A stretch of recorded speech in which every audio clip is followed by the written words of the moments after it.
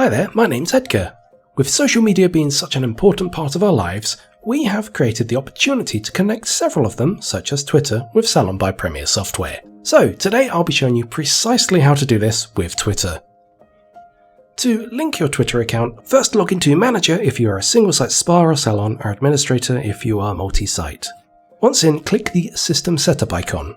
In the System Setup menu, click Main System Details to bring up a further screen. Here, look down the menu on the left until you find Social Media Accounts. Click to highlight this. You will then be presented with a list of social media icons. In the middle, you will see the option to log into Twitter. Click this to bring up a new window.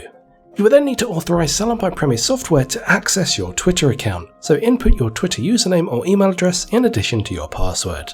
Once done, click Sign In. You will then be taken back to Salon by Premier software, where you will see the text stating that your site is linked to a Twitter account. Click the back arrow to head back to the main menu, where you can now start to schedule and send posts from the marketing menu.